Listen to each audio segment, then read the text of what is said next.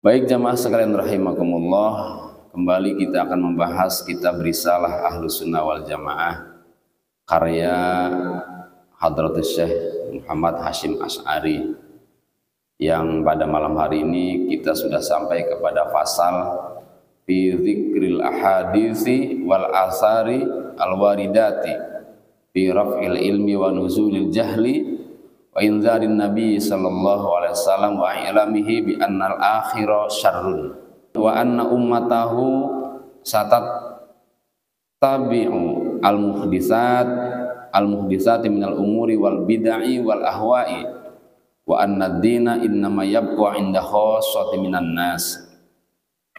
Pasal ini menjelaskan tentang zikril ahadits wal asar, penjelasan hadis dan asar. Hadis itu adalah qaul atau perbuatan atau ketetapan Nabi.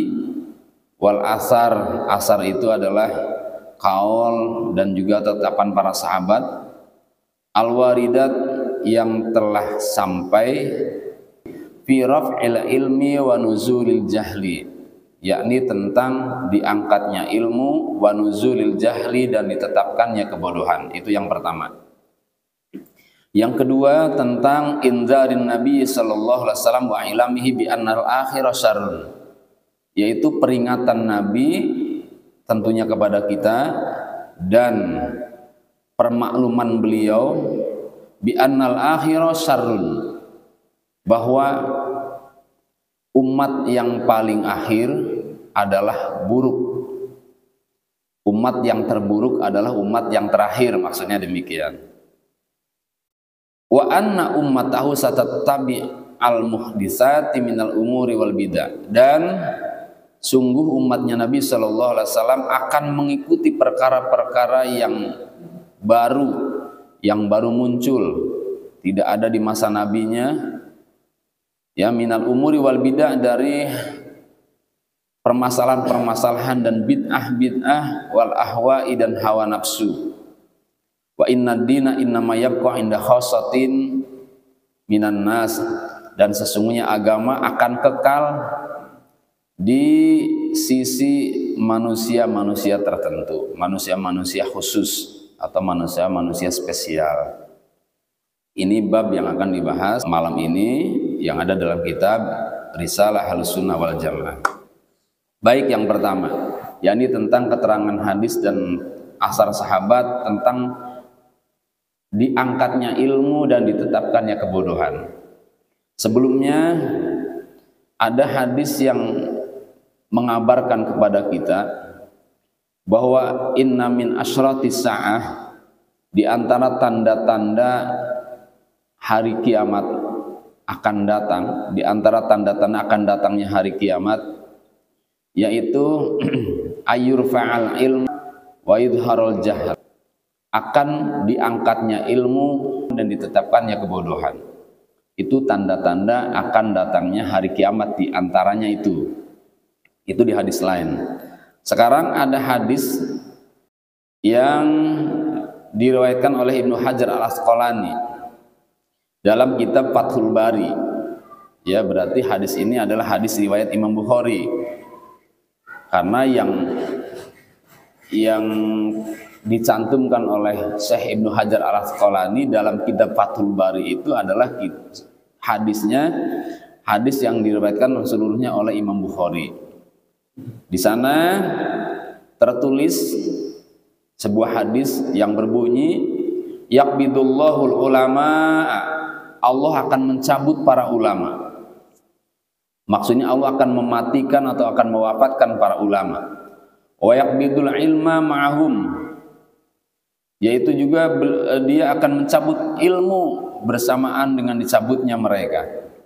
Fatan sa'u ahdatsun, maka akan menyebar hal-hal yang baru yang tidak dilakukan oleh ulama sebelumnya atau diajarkan oleh ulama sebelumnya, maka ajaran-ajaran baru datang. Fatan sa'u ahdatsun yanzu ba'duhum ala ba'din, sebagian mereka menyerang sebagian yang lain. Nazwal air alal air, seperti menyerangnya karapan terhadap karapan yang lain, saing menyaing begitu Pak. di antara umat saat dicabutnya ilmu bersamaan dicabutnya para ulama. Wa yakunu syekh fihim wa yakunu syekhu fihim mustad'afan, dan saat itu syekhnya atau tertuanya, orang yang ditokohkannya atau satu-satunya yang dianggap ulamanya, mustad'afan, tidak berdaya. Nah, ini hadisnya sampai di situ, Pak. Apa maksudnya nih? Maksudnya adalah di antara yang saya pahami dari hadis ini bahwa nasib umat yang paling buruk itu adalah umat terakhir. Kalau kita sekarang ada di umat yang urutan ke-80 misalnya, katakanlah begitulah misalnya, maka urutan yang terbaik sebelum kita yaitu urutan ke-79. Urutan 79 ya tidak lebih baik dari urutan ke-78. Terus maka urutan umat yang terbaik adalah umat yang nomor 1, yang pertama di masa Nabi. Umat berikutnya, umat setelahnya sampai pada urutan terakhir misalnya hari kiamat, itulah masa terburuk umat manusia. Apa namanya barometernya atau indikatornya umat itu disebut umat terburuk? Indikatornya tadi dicabutnya ilmu bersamaan dicabutnya dengan para ulama. Jadi kalau ulama sudah meninggal, maka otomatis ilmu yang dipegang atau ilmu yang ada pada hati para ulama ya hilang otomatis, Pak. Kalau hilang, maka tidak akan ada lagi amar ma'ruf nahi munkar. Kalau tidak ada lagi amar ma'ruf nahi munkar, nanti bisa kebalik, Pak. Yang ma'ruf dianggap munkar, yang munkar dianggap ma'ruf. Contoh mudahnya nih, Pak. Saya sering mendapati kalimat-kalimat yang keluar dari anak-anak kita, kalimat buruk, jorok atau jelek. Ada kata anjing lah, ada kata babi lah, ada kata monyet. Itu biasa mereka ucapkan, Pak, nggak ada beban. Apalagi yang namanya bego. Coba deh kita perhatikan. Bego loh. Kalian bego itu udah biasa, Pak. Kalau udah biasa apa anak kesannya? Ya bukan keburukan lagi, namanya udah biasa. Bukan keburukan lagi. Kalau bukan keburukan lagi berarti dia selama itu selalu bermaksiat.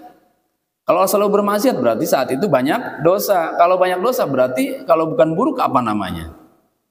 Nah, itu kondisi, Pak. Belum nanti cara mendapatkan rizkinya. Ya nggak tahu lagi kenal halal. Yang penting dapat haram kek, subhat kek. Jadi nggak peduli lagi halal, Pak. Apalagi berkah. Halal saja tidak peduli, apalagi berkah. Yang penting dapat. Udah gitu, sudah mudah meninggalkan sholat.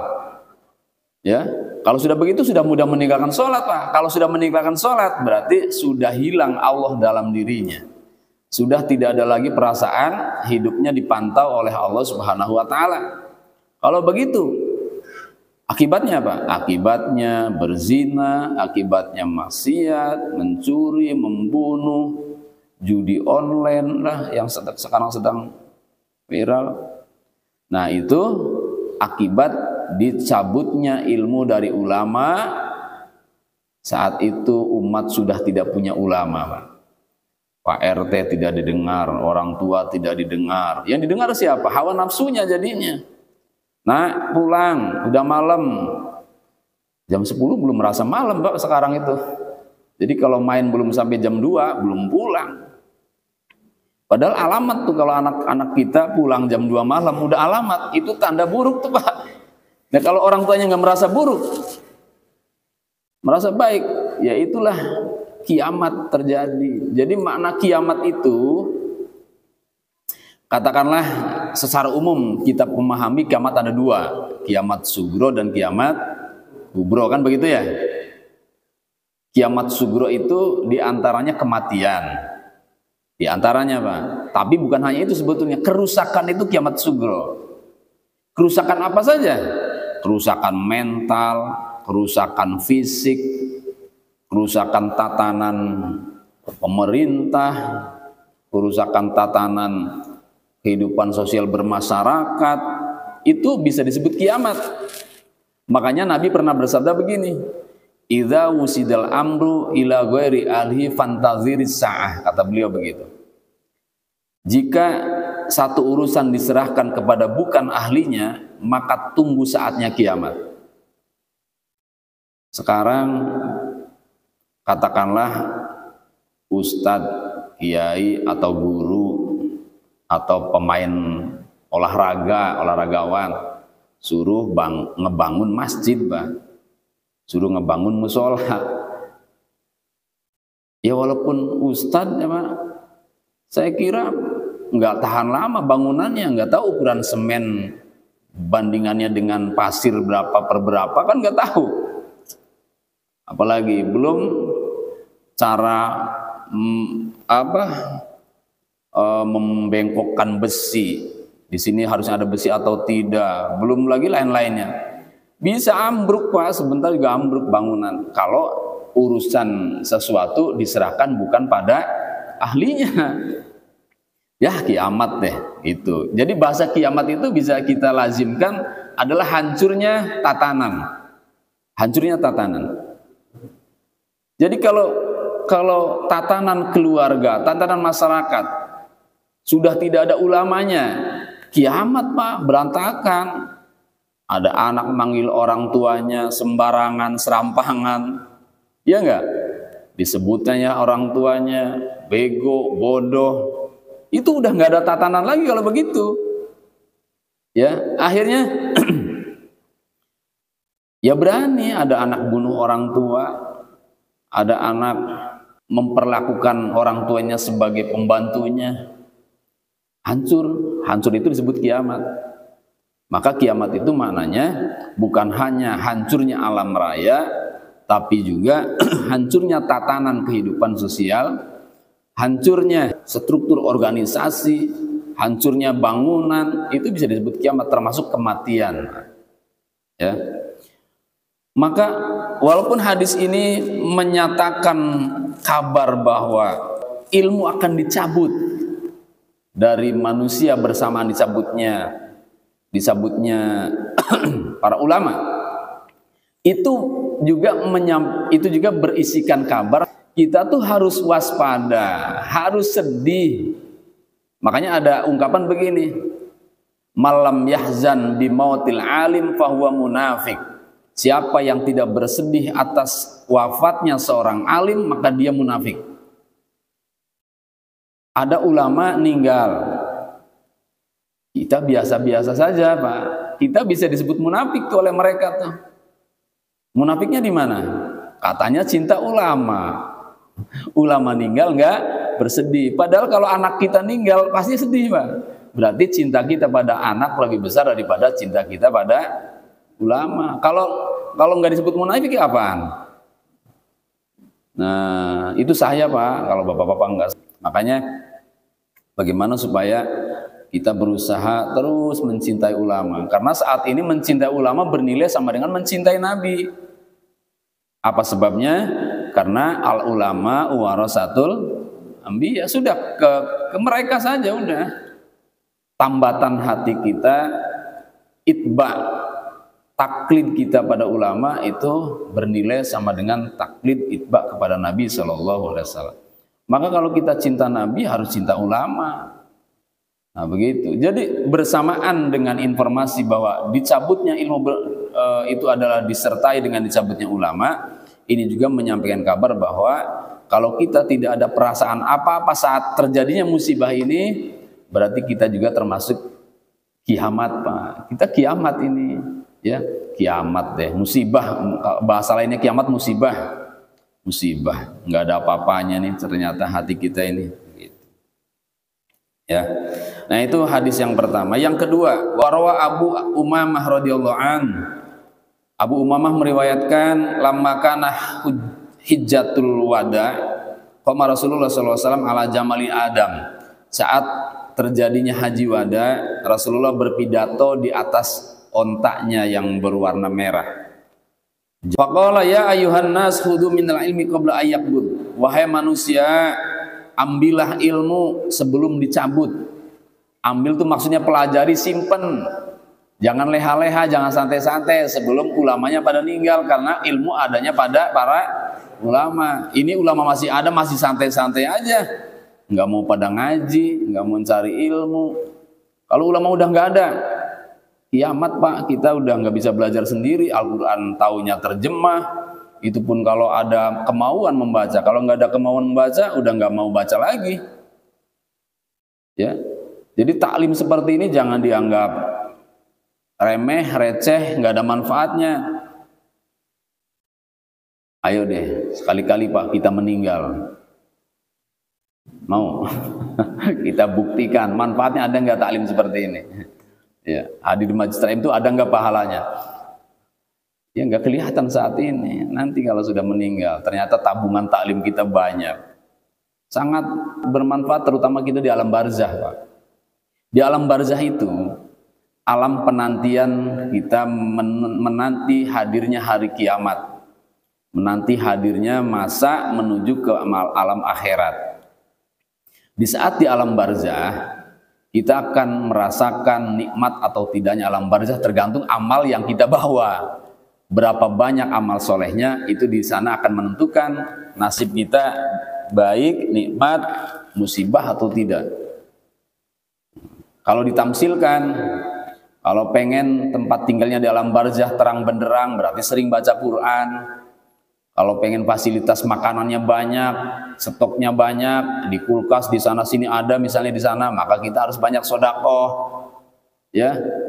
Kalau ingin tempat tidurnya empuk, spring bed, selimutnya tebal, ber-AC, berarti sholat fardunya yang benar, sholat sunnahnya ditambah. Ini sholat fardu tidak, sholat sunnah tidak, sedekah tidak, ngomongnya jorok mulu, sama teman nggak menghargai, tidak akrab. Ya di sana nggak ada apa-apa, makanya becek. Maklum, bangun kejedot, tempatnya becek, bau, karena tidak punya bekal di sana. Jadi bukan malaikatnya kejam jedot-jedotin, tidak, kita tersiksa sendiri di sana itu, di alam barzah. Sampai kapan? Sampai datangnya hari kiamat. Karena pahala nggak kelihatan, ya maklum masih santai-santai apa ya Pak. Terutama anak-anak muda tuh udah maghrib masih main HP, di jalan lagi, pulang kerja. Ya maklum anak muda, ini orang tua lagi udah nggak hadir, tapi di rumah nonton TV. Kan sayang-sayang Pak, sayang maksudnya bukan jelek-jelekin, sayang gitu, kasihan, sayang. Ya. Nah, jadi mumpung ulama masih ada, kata Nabi, ayo cepat ambil ilmunya, pelajari ilmunya. Itu waktu Nabi melakukan haji wada, beliau menyeru manusia di atas ontaknya. Wahai manusia, khudhu minal ilmi qabla ayyakbud, kata beliau. Ambil olehmu ilmu, pelajari ilmu sebelum ilmu dicabut. Wa qabla ayyurfa minal ardi, sebelum diangkat dari bumi. Ala inna dhahabal ilmi dhahaba hamalati. Ketahuilah bahwa bersamaan dengan diangkatnya ilmu juga diangkatnya para ulama, maksudnya diwafatkannya para ulama, yaitu yang memangkunya. Hamalatih itu yang memangkunya. Fasalahu Arabiyun, lalu seorang Arabi bertanya, faqala ya Rasulullah kaifa yurfa'al ilmu minna wa baina adhurina al-masahib. Bagaimana Allah mengangkat ilmu dari kami ya Rasulullah, padahal Quran ada di punggung-punggung kami. Kayaknya mustahil ya Rasul, kan Quran ada pada kami. Oh, diangkat ilmu. Lalu dia juga melanjutkan pertanyaannya, waqad ta'allamna ma fiha, kami belajar dari mushaf itu, wa 'allamnaha, dan kami mengajarkannya abna'ana wa nisa'ana wa khodamana, pada anak kami, pada istri kami, dan juga pada pembantu kami. Bagaimana itu ya Rasulullah, kok bisa diangkat? Lalu farafa'a ilaihi ra'sahu wa huwa mughdib, Rasulullah seakan-akan marah lalu mengangkat kepalanya. Faqala, Rasulullah bersabda, wa hadhil yahud wan nasara, inilah Yahudi Nasrani seperti ini, kata beliau. baina azhurihim al-masahib wa lam yata'allaqu minha biharfin fi ma ja'ahum bihi anbiya'uhum. Mereka semua juga punya kitab suci, bahkan mereka bawa ke sana kemari layaknya orang yang ahli kitab, ahli paham dengan kitab, bawa ke sana kemari, tapi tidak mereka amalkan satu huruf pun, kata beliau, yang datang dari nabi-nabi mereka. Ini peringatan, Pak, kata Nabi, kita disuruh belajar, ambil ilmu dari para ulama, dan orang alimnya jangan hanya bisa memahami tapi tidak bisa mengamalkan. Nah, ini yang berat, Pak. Jadi tahapan kita tuh ngaji aja berat, apalagi mengamalkannya. Jadi kalau yang namanya ngaji itu bukan hanya belajar membaca, belajar memahami namanya ngaji, belajar mengamalkan namanya ngaji. Jadi ngaji itu nanti ada tingkatannya. Tingkatan membaca, tingkatan memahami, tingkatan mengamalkan, tingkatan mencintai, Pak. Nah, baru nanti akan paham, akan merasakan lezatnya mengamalkan syariat. Bagaimana tamsilnya atau analoginya di masa sekarang? Bapak punya HP kan ya? Saya yakin Bapak punya HP, yang punya HP saya yakin Bapak HP-nya ada aplikasi Al-Qur'annya. Ada aplikasi Al-Qur'annya, ada ya? Ada. Mau dimasukin aplikasi download hadis juga ada. Masa sekarang mana ada yang nggak bisa? Bisa semua. Hadis Bukhari dimasukin situ, hadis Muslim dimasukin ke situ. Al-Qur'annya yang ada terjemahan, yang ada tafsir bisa masuk juga ke situ. Lalu dengan demikian pertanyaannya, apakah dengan cara seperti itu kita jadi pintar? Otomatis pintar jadinya? Kan enggak ya? Enggak pintar, Pak. Yang pintar HP-nya. Kitanya tetap aja bodoh kalau tidak menghafal, tidak memahami. Maka yang jadi ilmu itu yang masuk ke akal. Jadi sedih makanya ada anak muda ketika orang tuanya meninggal suruh baca Quran, yang baca Quran HP-nya. Ya habis, nggak bisa. Ya baca sih ada yang translate Indonesianya. Saat baca Latin itu para ulama sepakat bukan sedang baca Quran. Lalu kemudian waqala Ibnu Mas'ud radhiyallahu an, berkata Ibnu Mas'ud radhiyallahu an, qala la yazalun nas mustamilina bi khairin ma atahumul ilmu min ashabi Muhammadin sallallahu alaihi wasallam aw akabirihim, bahwa senantiasa atau selalu manusia itu adalah cenderung melakukan kebaikan apa yang datang pada mereka, pengetahuan dari sahabat-sahabat Nabi Muhammad sallallahu alaihi wasallam wa akabirihim, dan pembesar-besar mereka.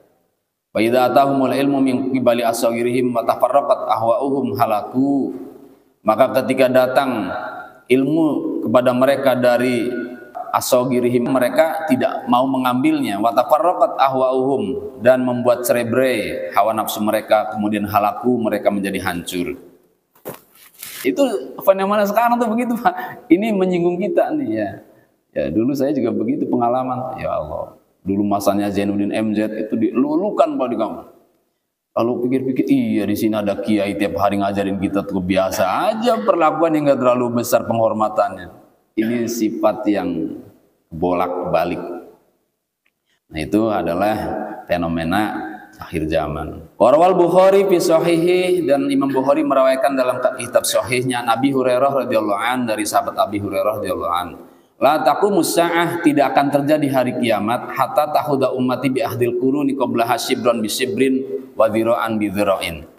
Tidak akan terjadi hari kiamat sampai umatku, kata Nabi, akan mengambil itu maksudnya adalah mencontek atau mengadopsi bi ahdil quruni qablaha, yaitu dari kebiasaan kurun sebelumnya. Kurun itu adalah masa umat sebelum kita, 100 tahun sebelumnya, 200 tahun sebelumnya itu disebutnya kurun. Generasi lah kalau kurun, makna lainnya generasi. Sibran bisibrin wa dira'an bidira'in, sejengkal demi sejengkal, sehasta demi sehasta. Waqila ya Rasulullah, lalu ada yang bertanya, ya Rasulullah, kafarisa war Rum, seperti Persia dan Romawi, kata yang bertanya. Faqala, maka Nabi menjawab, wa man nasu illahum, siapa lagi manusia kecuali mereka. Ini hadis susah dipahami nih Pak. Kurang lebih begini maknanya. Kita itu kan punya pola hidup sesuai dengan karakter ketimuran kita, Indonesia. Ya, misalnya ada anggah ungguh, ada sopan santun, ya Kak. Bahkan pakaian pun selalu mencerminkan budaya timur Jawanya, juga sering praktekkan hal itu untuk menjaga tradisi budaya. Nah, menurut hadis ini Pak, sebagian kita atau pelan-pelan kita akan bercermin kepada budaya orang luar, budaya orang barat, yang kemudian kita mengambilnya sejengkal demi sejengkal, maksudnya sedikit demi sedikit, sehasta demi sehasta, seperti di hadis lainnya itu sampai-sampai kita tidak terasa kalau kita terjerumus kepada kesesatan. Contoh mudahnya deh, contoh mudahnya. Kalau makan menurut versi orang Jawa, Pak. Bukan Islam nih, Jawa dulu deh, Jawa. Itu bagusnya duduk atau berdiri? Duduk. Sila atau duduknya ngangkang? Kan beda lagi, ada lagi tuh kastanya. Yang bagus tuh sila, Pak, duduk, yang tenang, pakaiannya yang rapi. Itu baru budaya tuh, Pak. Belum Islam ngajarinnya. Jadi kalau begitu, kalau ada pola makan, budaya makan berdiri, udah berdiri sambil jalan, lalu kita ikuti, nah berarti kita tidak terasa mengikuti pola hidup mereka yang diceritakan oleh Nabi ini, tidak terasa kita. Apakah tuntutannya karena di gedung, karena nggak boleh pakai kursi, awal mulanya begitu. Tapi kan sadar tidak sadar kita sudah mulai mengikuti seperti itu kan? Ya. Lalu apalagi misalnya kalau ada kematian, pakaiannya hitam-hitam. Coba saya tanya, budaya siapa itu hitam-hitam? Apa Islam apa bukan? Bukan, Pak, bukan budaya Islam. Kenapa kita ikut-ikutan? Hitam-hitam. Ya karena nggak ngaji, masalah yang ngaji sih biasa aja, yang biasa tadinya putih ya putih. Bukan berarti kalau lagi hitam diganti putih, bukan ya. Artinya kalau lagi hitam ya hitam aja Pak, nggak usah diganti-ganti. Tapi kalau kita lagi putih lalu diganti hitam, atau lagi biasa pokok ini diganti hitam, itu berarti kita sudah mengikuti budaya mereka. Itu contoh yang mudahnya yang kelihatan Pak, belum lagi yang lainnya banyak Pak, ya banyak banget. Itu hal-hal seperti itu kita tidak terasa digiring kepada pola hidup mereka. Berikutnya Warwa at-Tabrani, Imam Tabrani meriwayatkan an Ibnu Mas'ud radhiyallahu an, dari sahabat Ibnu Mas'ud radhiyallahu an Rasulullah sallallahu alaihi wasallam, dari Rasulullah sallallahu alaihi wasallam. Nah, nanti ada Pak, teori fikihnya ada. Bagaimana kalau keadaan seperti itu, kalau darurat ya nggak apa-apa, namanya darurat. Ya, darurat tuh jangankan yang haram. Tadi makan berdiri itu kan bukan haram Pak, makan berdiri itu hukumnya makruh, nggak sampai haram enggak. Tadi pakaian tadi juga nggak sampai haram. Hanya saja kalau kita tasabuh kepada pola hidup mereka, man tasabbaha biqaumin, kata Nabi, fahuwa minhum. Siapa yang menyerupai kaum, maka dia bagian dari kaum itu. Banyak contohnya ada trompet di tahun baru, ya. Iya banyak lah, ada petasan. Beda niatnya hiburan dengan niatnya mengamalkan tradisi, itu beda. Kalau hiburan sih anak-anak pengen beli, ya beliin, ya jangan gara-gara Yahudi yang mulai, Nasrani kita nggak toleran, beliin kalau gitu Pak, namanya Islam kan tolerannya tinggi. Tapi kalau mengharuskan harus ada itu, ya apalagi maulid, apalagi sunatan, apalagi hajatan harus ada itu sudah menandakan kita punya tradisi yang kurang menyesuaikan dengan syariat agama Islam. Nah, Imam Tabrani dari sahabat Ibnu Mas'ud meriwayatkan hadis dari Rasulullah SAW. Kata beliau, inna awal hadil ummah khiyarhum. Sesungguhnya umat yang terbaik adalah umat generasi pertama. Inna awal hadil ummah khiyarhum wa akhiruha syiraruhum. Dan generasi yang terburuk adalah generasi yang terakhir. Kita ada di akhir apa di tengah apa di awal? Kalau awal tuh Pak 100 tahun di masa Nabi, ya. Oh, 100 tahun, 100 tahun, 100 tahun. Ya kita sudah di tahun ke 1400 ya. Udah di akhir kali. Ya mudah-mudahan masih di tengah deh, kiamatnya masih jauh. Tandanya umat baik ya banyak ulamanya, Pak. Tandanya kampung baik ya banyak ulamanya. Gitu. Jadi kalau banyak ulamanya berarti kampung itu baik, karena dengan banyak ulamanya nanti akan melahirkan banyak santri. Santri minimal santri musola lah. Kalau ada santri berarti kan ada ngaji. Kalau ada ngaji berarti di sana amar ma'ruf nahi munkar masih berjalan. Kalau sudah ada tidak ada ngaji, tidak ada ulama, ya sudah nggak berjalan lagi amar ma'ruf nahi munkar. Kata beliau mukhtalifina mutafarriqin. Di saat nanti umat terburuk itu di akhir mereka berselisih, mereka bercerai-berai. Faman kana yu'minu billahi wal yawmil akhir fala ta'ti maniyatuh. Siapa yang mengaku dirinya beriman pada hari akhir, pada Allah dan hari akhir, fal ta'tihi maniyatuh, maka datangilah atau ambillah ya Pak, ya maniyatuhu, karunia dari Allah. Wa huwa ya'ti ilan nas ma yuhibbu ayyuta ilaih. Dia akan datang kepada manusia mayuhibbu ayyuta ilaih, apa yang manusia cinta kepadanya, yang datang kepadanya. Jadi kalau ada anugerah, maksudnya karunia itu anugerah. Anugerah Allah itu kan bukan hanya makanan, bukan hanya uang, Pak. Anugerah dari Allah tuh diantaranya ulama. Diantaranya ulama anugerah dari Allah tuh. Datangi dia. Kalau kamu masih percaya kalau kamu beriman pada Allah dan hari akhir, datangi ulama. Minimal Pak hari raya lah. Hari raya ini cuman pada tetangga saja, ulamanya nggak didatengin. Didatengin Pak, sowan. Ya, itu pertanda kaum atau warga atau masyarakat itu masih menghadirkan ulama di hatinya. Minimal itu, syukur ya tiap bulan diskusi, nanya lah, ada masalah datang. Saya udah lama enggak. Saya punya guru di Demak. Kalau di Subang tiap bulan. Kalau di Demak dulu tiap tahun. Kalau ke sana beliau bertanya, "Ada apa?" Saya jawabnya gini, "Mau ngaji Kiai." Emang Jakarta nggak ada kiai, kata dia gitu. Yang seperti itu Pak, itu budaya santri yang dekat dengan ulama seperti itu. Dibiasakan begitu. Soal apalagi guru ngajinya ya, ya minimal setahun sekali lah, Idul Fitri apa Idul Adha gitu. Manfaatnya bukan untuk mereka, manfaatnya untuk kita. Untuk kita itu semakin ta'aluk itu mengikatkan diri dengan sanad keilmuan terutama. Dapat ilmunya jadi nggak mudah hilang. Kalau nggak ada ikatan seperti itu mudah hilang. Melupakan ulama akan melupakan ilmu, resikonya. Ya, hadis berikutnya masih panjang ya. Saya cukupkan sampai di sini dulu. Barangkali ada yang mau tanyakan silakan.